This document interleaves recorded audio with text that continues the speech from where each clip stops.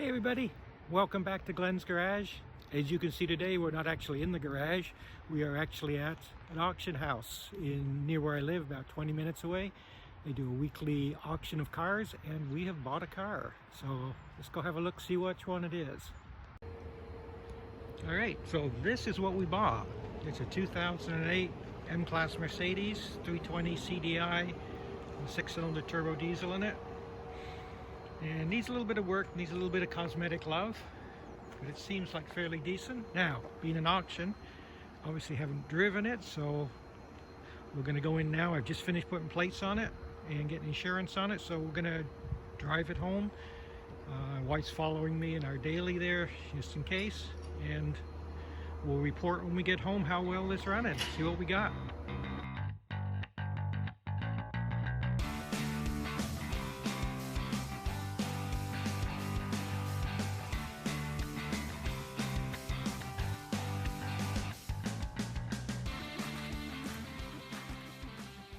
Alright, so here we are back in actually Glenn's garage, and you can see the ML behind me here. Gave it a quick wash yesterday afternoon when I got it home, and now a chance to have a look around and really see what I actually bought. Alright, so like I said, at the auction house, this is an 08 320 CDI. It's got the turbo diesel in it. I drove it home. It's about 20-25 minute drive, highway and then city. And I'm just going to say no real red flags. A few little things have shown up, but you know, transmission shifts well, engine seems to drive fine, nothing overheated, no warning lights came on, nothing like that. So I don't think it's a particularly bad one we got. Don't think there's a lot especially wrong with it, but have noticed a few things. So we'll sort of go through and show what we got, what's got to be done on it. So you can see there in the light, the hood, this whole half of the hood is gone. I'm not sure. It almost looks like a lacquer paint that's broken down on the hood. It has no reported accidents on the Carfax. I do know the bumper has been repainted. And I know that by, the simplest thing is the overspray around here. I'm wondering if the hood was repainted or somebody just did something to it, but we are going to be repainting all that. A bunch of little stone chips and obvious things like that have to be all touched up all around it. Headlights, you can see it too well here, are foggy. It's just starting to go, so those are going to get polished out. Decent Michelin tires on it. Wheels are, well, they're OE. There's certainly nothing to get the heart racing. Ugly center caps, so we might do something with those. She's pretty straight. Other than the front bumper, I don't believe, from my look around here, I don't believe anything else has been repainted on it. All right, actually a tight fit up to some of the other cars in the garage here. Power tailgate and everything on it. So inside, the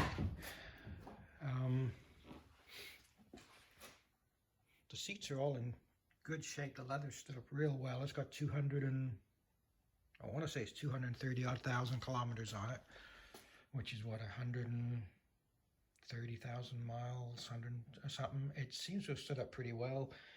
Needs a good clean. One thing I noticed, radio doesn't work. It was just static, which is weird. It was when we actually checked it out at the auction, turned the radio on, it came on, it was picking up a station, and then as I left the auction house and started to drive, that station faded, and I tuned into one of our normal ones around here, and it would not pick basically anything up. So I don't know, you know, the nav seems to work. I haven't dug into it, so that's something that's going to have to be looked at. The parking sensors, they're not working, or they're working, but they're not. I think it's a failed sensor somewhere, but the system's not really working the way it should. I'll go into the back. Oh, all right, that's on there because the dog was in here last night when we took it out for a test drive. Again, not bad. You can see stains and mess and that around here. It all just needs good cleaning and a very good detailing inside. I think what else we've discovered, so parking brake sensors, radio. Oh, there's a bit of play in the steering. I'm going to be looking into that. There's a bit of almost a clicking or clunking in the steering column, and there's almost a notchy feel when you just go just off center. So driving down the highway, small corrections, it feels a little weird. Suspecting it's the steering shaft coupler that's worn out. I believe that's a fairly common thing on these, so we'll be looking into that too. Clearing up, there's, I don't know, you really can't stop it. You can see it up there. Sap all over the roof up here. I have to get that off. Clearly parked on trees. It is Vancouver Island. There are trees everywhere. So, very good at this. There we are. You can see some of the blobs of sap. And if you just rub it on, you just smear them. So we're going to be working on that. I noticed here there was, at one point, this was glossy. It had like a clear film on it. That's all basically come off except in a couple of places. So we're going to be having a go at redoing that with either a clear film or a black film, and I think I'll do these pillars at the same time. They'll pop a lot nicer, shiny. Right, so under the hood here, put that up. Okay, so here it is, turbo V6 diesel, nice and clean under here. Now I have receipts. I have a lot of receipts, a lot of service records, which is really nice. This engine was removed and resealed. All the seals were done, water pump was done and all that stuff, and then put back in. I'm going to guess it was dripping oil, and then they did a big cleanup under here before they put it all back in. So it's got like about $5,000 worth of work done to it. But yeah, it looks nice, clean, straight. Not a lot to do under here, I don't think, at this point anyway. It's been cleaned and detailed. So, well pleased with that part of it as well.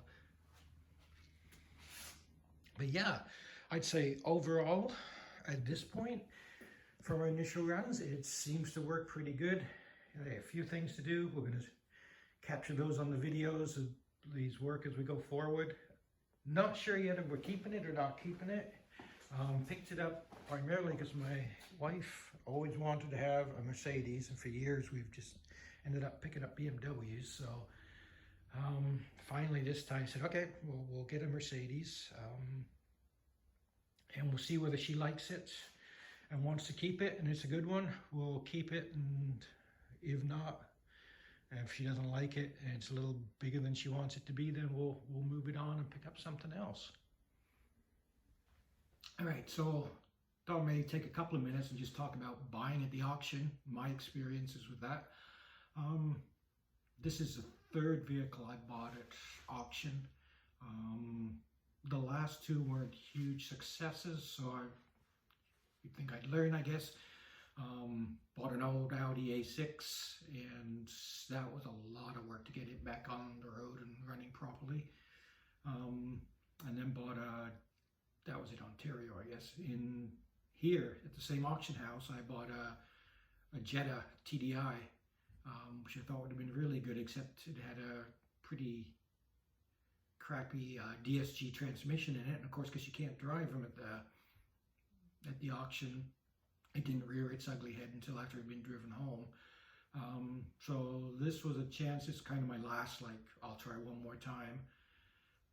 The issue with the auction, as I look at it, is obviously they're an auction for a reason. They're not on the private marketplace, or is there something really wrong with them? Are people just trying to get rid of them?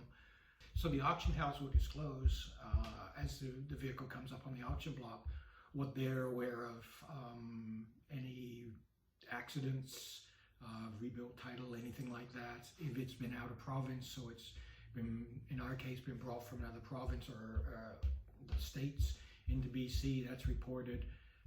Anything that the consignor discloses, so they may say the transmission is shifting funny, the rear axle is making a funny noise. They may or may not say that.